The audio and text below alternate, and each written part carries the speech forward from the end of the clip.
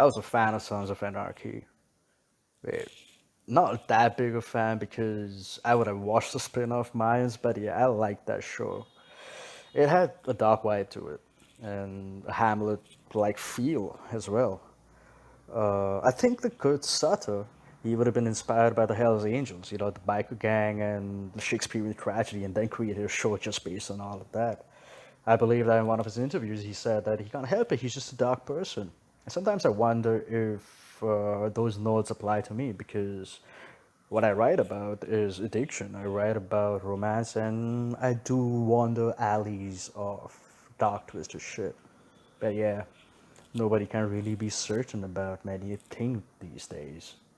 However, I have watched and read tons of nasty shit over the years, so much so that during my rock bottom, I used to be scared to fall asleep because of my nightmares. Those fucking morbid shit, those imageries would just run in my head, and that I would document those in form of short stories, which I have started to share with people lately, and I'm getting a pretty interesting reception on it because what if it's in those stories that they get some hope that if fiction can be this way, what if the reality is going to be better? Or they just seem to accept the reality for the way it is. In Sons of Anarchy, I remember very well this one particular scene where the boys were in jail. Four major characters and all of them with a seat at the table of the main charter. The system is fucking rigged. It's always rigged.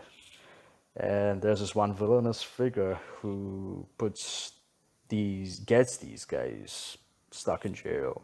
He wants a son dead, an act of vengeance because those guys got somebody killed from his gang. Jack Stout, the protagonist, he was the leader of the gang and he was going to take the fall for his gang. He was just about to step out of the cell where outside four other inmates had gathered, but Opie, his childhood bud, he pulls him in and steps out instead and locks the cell behind him. Four fucking inmates, iron rods in their hands, and damn, Opie was not gonna get out alive. I was hoping on a miracle because, man, this guy fought like a bear. Heavy built, tall, long hair, beard. He looked as if Jesus came down himself, injected himself with steroids, and rode on a Harley Davidson. But Opie was served on a platter. He was of no match. He dies, and those four other inmates start smashing his body with those fucking iron rods. Yes, fiction is for entertainment. But what if that happened in reality? What would be of us if we were to watch it unfold in front of our screens unscripted? The image wouldn't slip from our minds for a brief period. Even ones like me who try to be thick-skinned because fragility, it does me more bad than good. I preserve it, but I watched the video once and I crumbled.